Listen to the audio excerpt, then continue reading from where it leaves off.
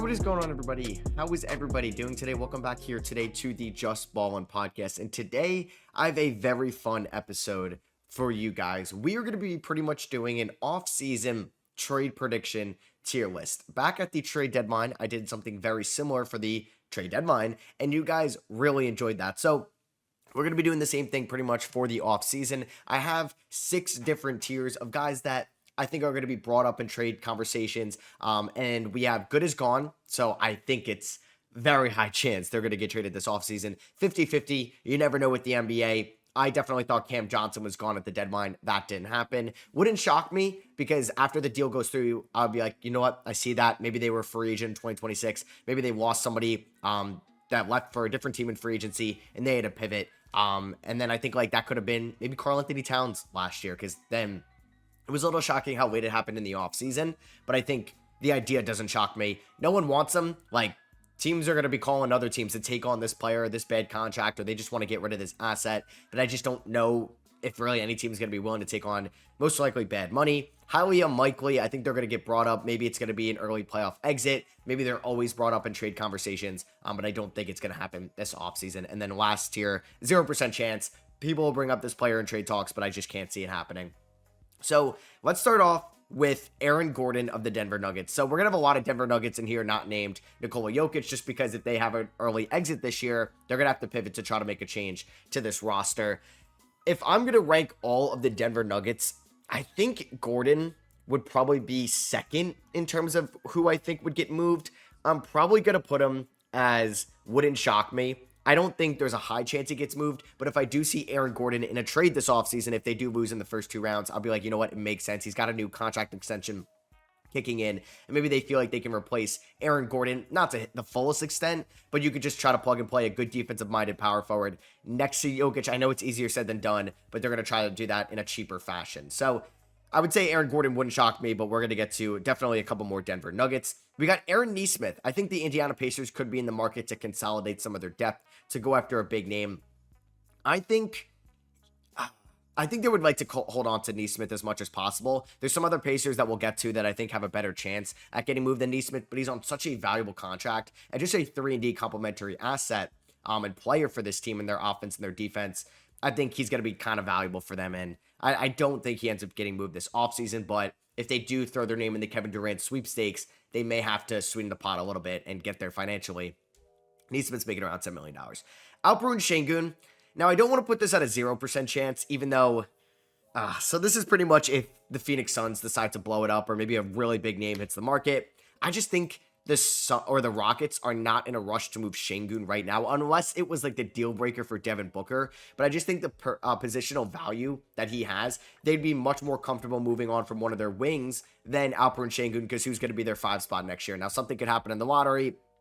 Maybe they pick up somebody in free agency. Maybe they somehow get Miles Turner this offseason or somebody like that. But I would say, do I think there's a 0% chance or highly unlikely? I don't think Şengün gets moved this offseason. He was an all-star this year. Like I said, the positional value of having this young all-star offensive-minded center, and I think he's taking strides defensively this year as well. I just can't see him moved this offseason. Andrew Wiggins, I would say 50-50. I almost want to put him in no one wants him, because I just don't know if anybody wants to take on that bad contract, but I don't think he's as good as gone, because it's going to be a financial hurdle in a way, but I do think Miami's going to be shopping Wiggins this offseason, trying to get Kevin Durant, and he's got to be included in that trade if they didn't want to move Bam or Hero. So I would say Wiggins, yeah, 50-50 chance he gets moved this offseason. Anthony Simons would not shock me either.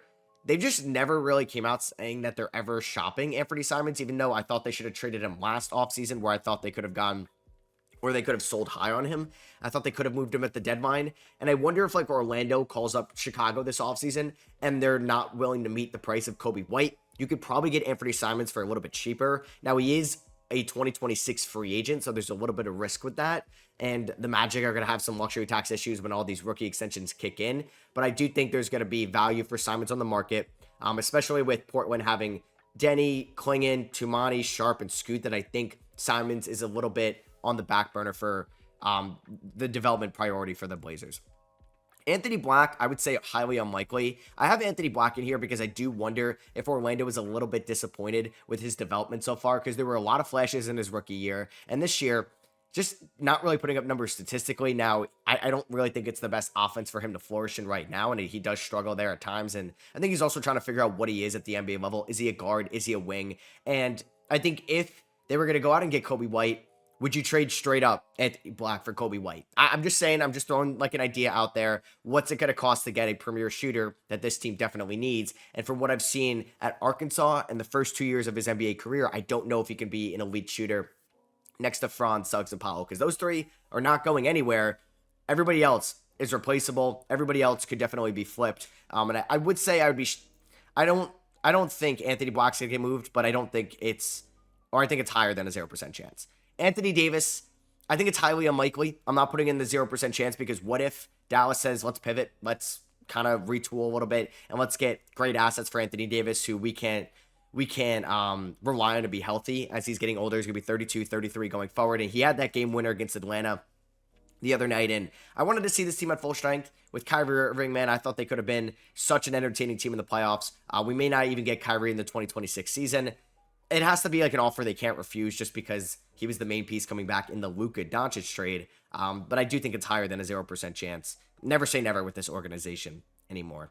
Next up, we have Benedict Mathurin. Wouldn't shock me. I do think there's a higher chance he would get moved this offseason than Aaron Nesmith, because if they're trying to upgrade maybe and get a number one scorer, maybe that's a Kevin Durant or somebody that becomes available this offseason, I do think Mathurin would have to be involved. Now, he is eligible for a rookie extension, so it most likely would have to happen before the extension gets agreed on, because then you run into the poison pill restrictions, and that is another trade hurdle that you'd have to get over. But I do think Mathurin would have some value to a team trying to make a trade with the Pacers. Maybe more than Nesmith. I think he has higher upside as an individual scorer in this league. But I do think for Indiana, if they're just upgrading that role, and there's some weird numbers between Mathurin and Halliburton, as they're kind of better when, at least Mathurin is a lot better of a scorer, not with Halliburton at times. And I do wonder if Indiana would try to make a move this offseason. So I don't think it would shock me if Mathurin was moved. I think more so this would be if the Indiana Pacers kind of get swept in round number 2 or something like that. But if they lose in 7, I think they're going to probably run most of this team back, especially if that's against Cleveland or Boston, which it most likely would be. Bradley Beal, first guy in the no one wants him tier. I don't know who wants to invest into that Bradley Beal contract right now, unless it was like Paul George. Like, what if Phoenix is like, all right, we'll do Bradley Beal for Paul George? I could bet that Bradley Beal would waive his no trade clause to go to Philly. Philly could do that just because he's got 1 year less on his contract. It's 2 more years after this year, as Paul George has 3 more. So you get out of that extra year. I'd probably rather have Paul George just because of the size, and I think he could still be a good isolation scorer. And Bradley Beal isn't a bad player. It's just he gets hurt, and obviously he's overpaid. But I don't know. Especially it depends on what happens with the draft lottery for Philadelphia. But you got a lot of guards. Like, you got McCain, you got Maxey, you got Grimes. What if they end up with a Dylan Harper or a VJ Edgecombe? Do you really want Bradley Beal there? It's only if, like, Phoenix calls up. Like, I actually don't hate the idea for Phoenix to get Paul George. It sucks to take on Paul George right now. But, hey, Paul George was banged up this year. And say they can get a first-round pick out of it, I think it's possible, just because Bradley Beal, I believe he has 1 less year under his contract than Paul George. Like, Paul George has 3 years left. Let me just quickly pull up. I'm pretty sure it's 2. It's next year guaranteed, and then as a player option, he will opt in too. Yeah, so he's under contract for 2026, player option in 2027, but Paul George has a player option in 2028. So that could incentivize Philly to get off of the Paul George deal a year early. They do have some first-round picks they can throw in there from, they have at least 1 from, or 2 from the Clippers, right? And they might have another one from a different team they can include in there. I don't know if they probably shouldn't trade Justin Edwards to get off that, because I think I'd probably still rather have Paul George to start off next year. And I'm not convinced we're ever getting LA Clippers, like prime LA Clipper Paul George again, but we can get close to 2024. New scenery, moved across the country. I don't know, man. There could have been just a couple factors that Paul George didn't perform to his contract this year. Next up, we have Buddy Hield. I just don't think anybody's going to want him to pay him for the next 3 years, but I do think Golden State is going to actively shop him this offseason. We know they're pretty much locked in with Draymond, Steph, and Jimmy next year. They're probably not moving anybody like Moody or Post. We'll get to Jonathan Kuminga later on. And I don't think Pods is going to get moved. Cam Johnson, I want to say he's as good as gone, but I don't know. Brooklyn didn't move him at the deadline, which I think hurts his value a little bit. Now he's just got 1 year left on his deal. So does that hurt the value a little bit out there? But he's under a great contract, but he would be extension eligible at the end of next year's season. I mean, he's a good player, and maybe the Nets, like, hey, they add a guy or two, like a big name, and they're like, we can kind of be competitive next year, especially if they get Cooper Flag. I don't want to say he's as good as Gone, but I kind of do. I may drop him down just because I can't really trust that front office anymore. Cam Whitmore wouldn't shock me. This would pretty much just be in a larger deal. Say they end up with Kevin Durant, say they end up with John Moran or LaMelo Ball or somebody like that. I would be highly convinced that they would be willing to include Cam Whitmore in that deal, honestly, just because he's not making a ton of money. He hasn't really taken a step forward this year, I would say. It's been pretty stagnant from his rookie year, and I think a team would want to tap into that upside. CJ McCollum, I don't think it would shock me either. Now, he just has 1 year left on his deal, and maybe this is going to be reflective on what happens with the draft lottery. Say they do get a VJ Edgecombe or Dylan Harper. Now, McCollum could be a good mentor for those guys, but maybe they're going to be willing to move on from McCollum. 1 year deal around $30 million, which isn't the most expensive deal in the world anymore. Maybe that does end up getting moved this offseason for the Pelicans, who maybe are in a transitional period. Like, they moved on from Ingram. We're going to see what DeJounte's health is going to be next year, but it wouldn't shock me if McCollum was moved. Kobe White, I'm going to say 50-50. One, more so I don't have any idea what the Bulls front office is doing. I wish the Bulls entered more into a proper rebuild this year and more so lost some more games, because they may end up making the playoffs and you're going to get the 15th overall pick. And you can still get a good player at 15. They got Buzelis a couple picks before that, but you're eliminating your chance of getting Cooper Flag or Dylan Harper and a franchise-changing talent. For Kobe White, he's going to be due an extension this offseason. He's a free agent in 2026. I think from what he's done in the month of March, he's helped out a lot of trade value for Chicago. And if Orlando or Houston or one of those teams that wants that a shooter is calling, and hey, you can get a bidding war, that price can go up. Maybe he's going to be more of a premier asset because of his salary in 2026, and he's younger than Cam Johnson. Shout out to both of them being from UNC in the same draft class. You may get more. I think if there's an offer they can't refuse, they should trade Kobe White, but we'll see if they actually end up doing so, because it seems like they trade guys too late, a la Vucevic, DeRozan, who they had to sign and trade, and Zach LaVine. We got a lot of players to go through left. Colin Sexton, I don't think he's as good as Gone. I'll say 50-50. Thought he could have got moved at the deadline. I mean, this is like the worst team in the second half of this year. They're bad, man. The Jazz, they've been a tough watch, but we'll see if the lottery gods reward them. I think he's going to be another premier asset on the trade block if you need a scoring guard. Corey Kispert, I thought maybe if they're going to pull off like a Denny Avdia type, like let's sell high, we're not going to need him throughout the rebuild. We have 4 rookies, including AJ Johnson from this class in 2024. They may have a couple first rounders in 2025. They may try to kind of develop those guys over Kispert. I would just say highly unlikely, but I think teams could be calling because shooting can come at a premium. What if Orlando offers them like pick 15 for Kispert? I'm just saying. Dalton Connect wouldn't shock me. I don't know. Actually, I'm going to put him in 50-50 because he got traded at the deadline. The trade gets rescinded, and I feel like it's going to be inevitable. They're going to try to add some defense or a big man, and he's probably their best realistic trade asset. Yeah, they have some first rounders they could still trade, but they're not moving Luka, LeBron, or Reeves, and I think he's probably got more value than like a Finney Smith or Rui at the moment. Next up, we got Damian Lillard. I think it's highly unlikely. I don't want to put it at a 0% chance, but who knows what's going to go on with Milwaukee this offseason. What if they get a call from Houston and it's a really good offer for Damian Lillard? What if they get a call from Orlando? Or what if they get a call from Denver and it's like a Jamal Murray, Damian Lillard swap and some picks are involved and you could still compete? I'm just saying, I think Milwaukee has to be all ears because with this current core around Giannis, I don't think they're going to be better than Cleveland or Boston in the next few years. Some other teams in the East are going to get better, especially if a team lands Cooper Flag this year. Whoever lands one of the top guys in 26, they're going to be on their left, right? And they're not going to be at the top of the East. So I wonder if they would reevaluate this roster, and I'm going to have Damian Lillard highly unlikely. Herb Jones, I think it's a 0% chance. He was thrown out in rumors at the deadline. I just think if there's going to be a Pelican to get moved, it's definitely going to be McCollum. And I would even say Zion has a bigger chance of getting moved than Herb Jones because Herb Jones was the top 5 defender in the sport last year. He was banged up. He's on a great rookie extension right now where he's making around $15 million a year as a second-round pick. I don't think he gets moved this offseason. Next up, I do have Daniel Gafford. He looks a little bit different in this photo. I just want to make sure that's him. That is Daniel Gafford.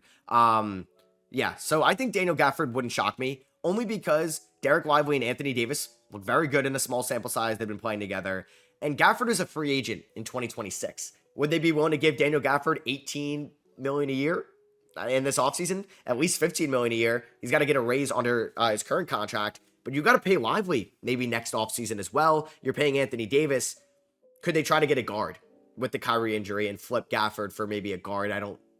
I'm just saying, like, I doubt you could do Gafford for Kobe White, right? But, like, I think in a perfect world, you could try to land an initiating, facilitating guard for Gafford because you're going to pay Lively very soon.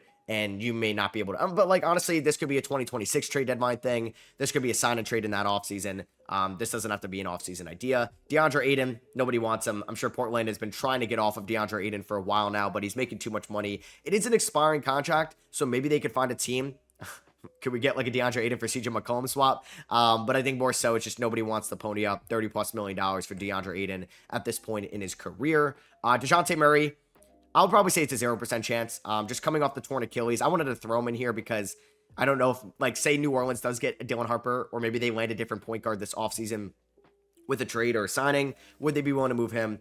I just don't think it's going to happen. I don't think they're going to actually want to move Murray, and I don't think anybody's going to want him with the way he's getting paid. He's never really been a floor raiser. I think he's a little bit overrated, and we kind of knew that, and maybe now he's more so properly rated, but he's also coming off the Achilles tear, so I think a little bit of risk. DeMar DeRozan, I don't think would shock me either. He's got 2 years left on his deal. He's still a really good scorer. I'm not sure what team would want to add his offense because he's still, like, is not the best floor spacer in the world. Now, DeMar has been a little bit better of a three-point shooter this year, but I have a lot of Kings in here just because I think they could reevaluate this roster. He's going to be 36 years old next year. He's shooting 34% from three. He's still a good scorer, but I do wonder if the best days are behind him. I would say some team would want him, right? Like, I'm sure Milwaukee would love to flip Kuzma for DeMar. So I don't think it would shock me. Desmond Bane, I think it's highly unlikely. I have a couple Grizzlies in here because of the Taylor Jenkins firing, but I don't think they moved Desmond Bane this offseason. Devin Booker, never say never, because like Karl Anthony Towns got moved, Luka Doncic got moved, but I don't think he gets moved this offseason. So I'm going to put that at a 0% chance. I think it's more likely they just like re-sign KD and they run this team back. Even if they trade KD, if Booker wants to be there, he's your franchise star. I know like Houston or Orlando or one of these teams can throw a Godfather package at you, Brooklyn, but I just wouldn't move Booker. He's the heart and soul of that franchise. Devin Vassell, I would say, is highly unlikely. It's more so San Antonio trying to push their chips forward.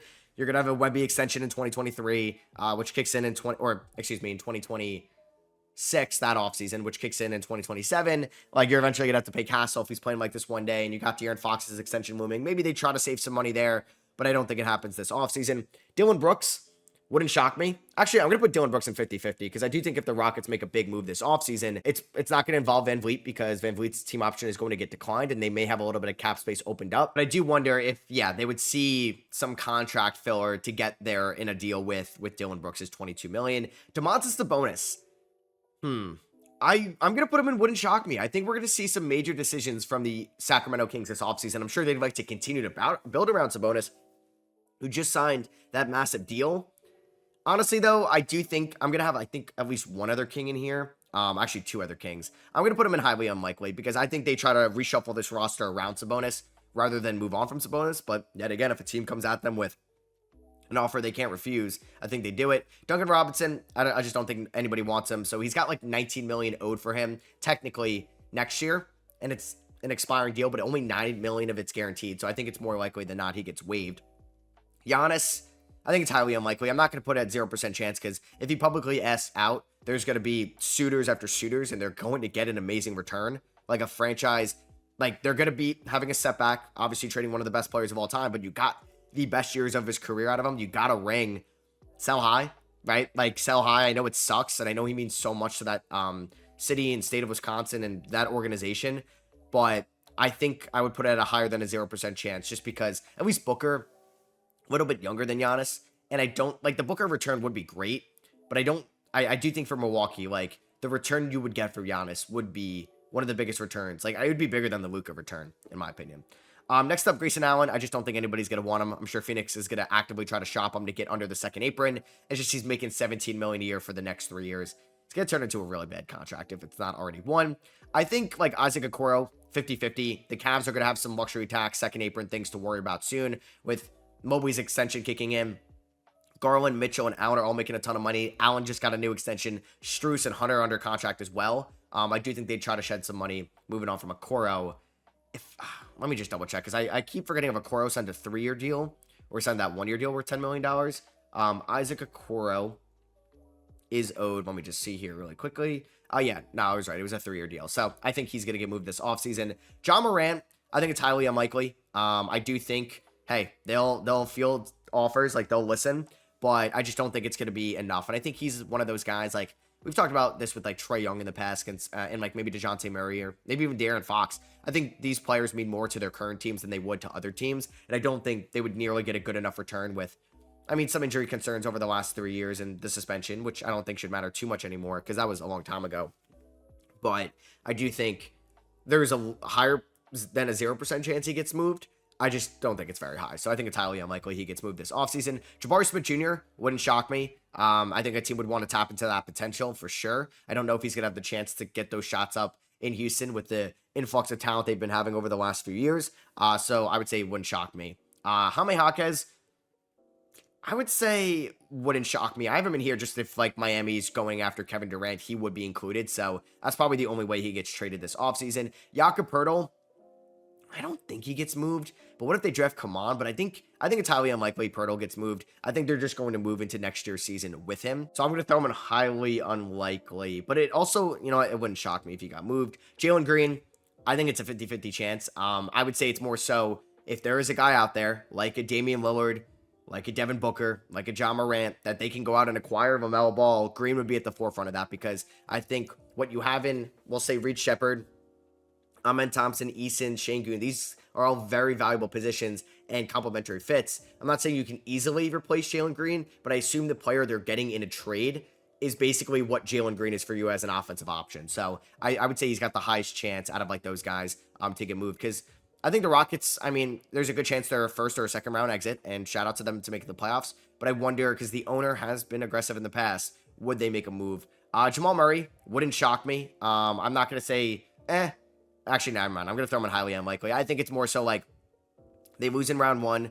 They got to make a panic move, and maybe they feel like Porter Jr. and Gordon fit valuable positions, and they could flip Murray and like a 2031 first, a 2032 swap, and maybe another young player for an upgrade at the point guard position. And maybe that's Dame, maybe that's Jamal, maybe that's freaking LaMelo Ball for all I know. Jared Allen, I know like Cavs fans are gonna be like, Matt, why are you throwing him here? I think it's more so like the Cavs have a disappointing round 2 exit, right? And I think we've seen them have the issues at times with the Mobley Allen front court in the last 2 playoffs against the Knicks in 23, against Boston, and even sometimes against Orlando in 24. What if a team like Indiana really gives them a tough time? And I think it's more so Indiana. Maybe it'd be Detroit. I think they'd be fine against Milwaukee and definitely New York. But say they are a round 2 exit, which is very disappointing. Would they move Jared Allen? Because you're not moving Mobley, you're not moving Garland, you're not moving Donovan Mitchell. He's the odd man out at that point.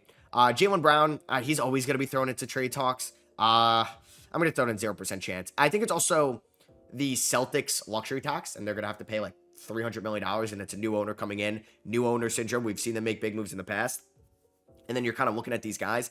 I would say he's probably the second best chance of getting traded for a good return because do I have Drew Holiday in here? I do. Like Drew Holiday, I'm sure they'd prefer to move because you have Derek White, you have Pritchard, but who wants to take on Drew Holiday's contract at this point in his career? Maybe a team like, sure, Phoenix would, but do you want to take on a bad contract? And the Celtics are a second apron team, so you can't aggregate money. It'd be very tough. I just don't think anybody wants Drew Holiday for the amount of money he's getting paid, and he matters more to Boston than he would to some other teams because Drew is still a good player and he's 34 years old, but like he's had some injuries this year, he's had some flare-ups, and he is making $32+ million for the next 3 years. That's a lot of money at this point. Jeremy Sohan, I think it wouldn't shock me if they try to make a move, and maybe this year hasn't gone to plan for the Spurs. So I would say, I think he's like similar to Vassell. Highly unlikely, but if there's an offer there and he's like the missing piece, I think it would get done. Embiid, I don't think he gets moved this offseason. They would just be selling low at this point because of all the injuries. John Collins, I mean, it's more an opt-in trade. It could be a sign-in trade, so I'll say 50-50. I got to put more emphasis on good is gone. We'll get there, though. Jonathan Isaac, I just don't think anybody wants that contract, but they'd be willing to sacrifice some defense for some shooting. Jonathan Kuminga, I think it's a 50-50. If he gets like $120 million from the Nets and they got to match it, I think there could definitely be a sign-and-trade offer on the table. Jordan Clarkson, I would say 50-50. I'm sure a team would take a flyer on him at this point just because the contract duration is getting a little bit less. Jordan Poole, it wouldn't shock me because he was pretty good this year, and there's some other bad contracts they can maybe flip Jordan Poole for. Josh Giddey, I would say it's highly unlikely. It would be more so a sign and trade, but I think Chicago would like to have him back. Julius Randle would also be a sign and trade as well, or an opt-in and trade, so I'm going to throw him in that 50-50 with John Collins. Keegan Murray, I don't think it'd shock me. He's got like one of their best values if they're trying to land a veteran. Say they package Murray and Monk or Murray and DeRozan or something like that, right? I think he can really help a deal go through, and he's been a little underwhelming since his rookie season. Kevin Durant, oh man, I want to put it at 50-50 because there was that report that came out that said he would be willing to maybe sign a 2-year extension, but I'm going to throw him in good as gone. I just think Phoenix, like, there's a team that's going to have a disappointing playoff exit. They're going to call up Phoenix, and Phoenix will be like, we kind of have to trade him. Like, this is the position we got to go in. And if we can get 2 to 3 good role players around Devin Booker going forward, maybe a little bit of draft capital back, we could be cooking long term, and their future could look a little bit better because they need defense, they need size, and Kevin Durant can net them 2 to 3 guys there. That's why I feel like Dallas, if they offered them PJ Washington, Gafford, and Clay for KD, I think you may have to include somebody else in there. Like, that may put Phoenix better off, having Gafford at the 5, PJ at the 4. You got Ryan Dunn. You got a first this year. You got Booker, Beal. I don't know. Like, they might be okay going forward with that. Chris Middleton wouldn't shock me. He's got 1 year left on his deal. He's going to opt into that $30 million player option. Yeah, what if it's like a Drew Holiday for Chris Middleton? That was dumb, but like, I'm just throwing something out there. Like, they're taking on a little bit worse money, and they can get like some asset for doing so and giving up Middleton. Clay, I'm going to say wouldn't shock me either. I know he signed a 3-year deal, and we're only 1 year into it, but this team is going to evaluate this roster's outlook going forward, and they moved Luka, so they can really move anybody at this point. Kristaps, I would say 50-50. I think he's got the best chance to get moved on this Boston Celtics team. 1, they're not moving Tatum. 2, they're not moving Derek White. He's too valuable at that position of what he provides for them. 3, Drew Holiday is making too much money for other teams to really want him unless Boston is willing to offload draft capital to get rid of him, and maybe that happens. Jaylen Brown, just gave him the Supermax. He was your finals MVP. I don't think they'd move him. I think Kristaps is the odd man out. He can be a free agent at the end of the 2026 season. He has a player option, or maybe it's fully guaranteed. Either way, I think a team would be all over getting Kristaps. And I'm just thinking, like, what if Boston can turn Kristaps into, like, not a good enough rim protector that can space the floor? I know. But what if they can get, like, a good wing for a team that wants a center? I'm not saying you could do Herb Jones for Kristaps, but what if it's, like, something in that realm? What if you get Kristaps in, like, Sacramento and it's for Murray or something like... I'm just throwing out random names right now. Nothing's, like, really means anything. What if Indiana loses Miles Turner and they pivot and they would do Aaron Neesmith back to Boston? I don't think he would want to go back there, right? I'm just throwing out random ideas where Boston could save a ton of money. Like, it's not like you're saving $20 million if you're trading Kristaps for somebody that's making $10 million. You're saving whatever the multiplier is on the luxury tax. So it might be you're saving $100 million for the future. I just think it makes the most sense. And he's got the injury concerns. Kuzma, I want to put him in wouldn't shock me, but I just don't think anybody wants him. And a lot of these guys that I have in this tier, so Beal, Buddy, Aiden, Robinson, Allen, Drew, Isaac, and Kuzma, you probably have to give up an asset to get off of that player, in my opinion. LaMelo Ball, I would say it's highly unlikely, but I think another injury, I don't want to put it at a 0% chance because never say never in this scenario for them, but they'd be selling low. I think you'd want to trade LaMelo after a healthy season, a little bit more efficient, but I still think you can get a haul for him. It's just, I wonder what that front office is going to do. Lauri Markkanen, it wouldn't shock me. Say this team gets, I mean, if they get Cooper Flagg, they may try to compete next year. But I think there's teams out there that I think would want Lauri Markkanen, so it wouldn't shock me. Malik Monk wouldn't shock me as well. He's a good player.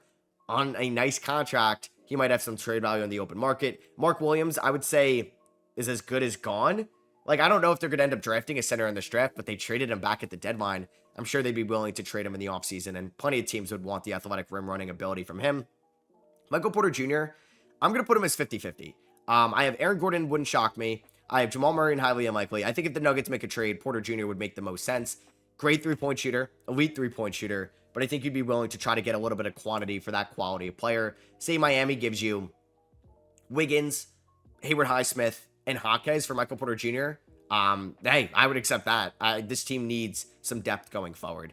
And I do think, obviously, Jokic can make everybody around him better. Miles Bridges probably wouldn't shock me. He just doesn't really serve a purpose on Charlotte right now.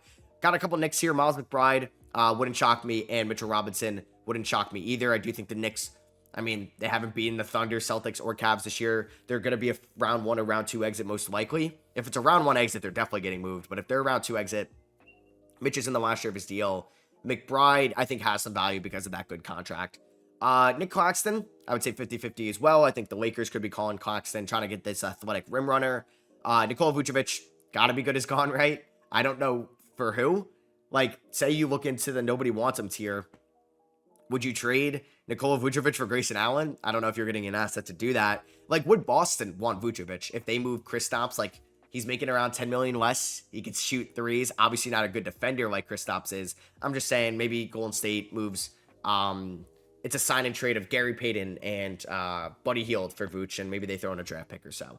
Obi Toppin, I would say 50-50. He got that extension last offseason. Good for Obi. And he's had some good moments this year. I think it's similar to what I said at the beginning of the pod about Mathard and Neesmith, that if they're going to make a move, $15 million is going to get them to a larger contract.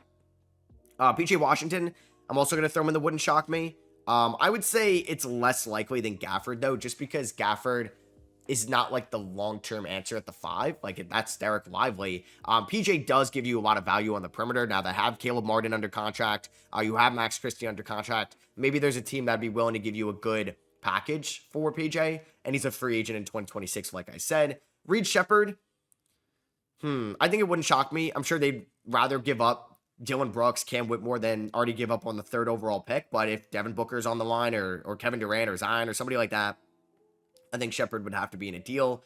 RJ Barrett, I'm going to put him highly unlikely. I think just a lot of Raptors fans have told me, like, what if this team gets Flag or Ace Bailey? I think RJ could be the odd man out because Scotty's not going anywhere, and Brendan Ingram just signed that extension. We have Robert Williams. I would say honestly, I think it's as good as gone. They tried moving at the deadline, and it's just got a 1-year deal left on it. Rui, I think Rui wouldn't shock me either, as the Lakers are trying to add pieces. He's making around $17 million. They have good wings. Maybe they flip Rui for a center. Terry Rozier, nobody wants him, even though it's an expiring. I just don't think anybody wants to pay him $20+ million for the 26th season. Tyler Hero, I think it's a 0% chance. I just like if Jimmy was on this team, I would maybe put him higher, but why would they move Hero at this point? Walker Kessler, I think it's still highly unlikely. I don't know if a team's willing to meet that asking price. Maybe the Lakers do, and maybe Kessler, who could get extended this offseason, and his camp goes to the Jazz and goes, I want $30 million a year, and they're like, okay, we're not giving you that. Maybe they move Kessler. So maybe I'm going to throw him in wouldn't shock me because there was been reports for the last year that he would get moved. Wendell Carter Jr. also would not shock me. They got to make a move for some shooting. I wonder if a team that would want some size would move on from Wendell Carter Jr. Like, could we do Wendell Carter Jr. and Jonathan Isaac for CJ McCollum? It's a 1-year deal. I don't actually hate that idea. Zach LaVine, I think it's highly unlikely, but I think Sacramento would be willing to move on from LaVine if a team wants that offensive talent. And Zion, I think it's also highly unlikely, but I do think they would at least listen to offers and just hope, though, that he's more so going to be healthy next year and going forward and can play like a top 10 player in the NBA, what his potential is. So, yeah, I just talked about a lot of guys. That was a lot. And I hope you guys did enjoy this episode of the Just Ballin' Podcast. That was fun to do. I really enjoyed that. If you did enjoy on YouTube, I'd appreciate you dropping a thumbs up. Let me know in the comments what you guys think about this. And if you did enjoy on audio, I'd appreciate a rating and review on Spotify or Apple Podcasts. If you want to get the audio links here on YouTube, links to those are in the description. And I'll catch you guys in the next one. Peace.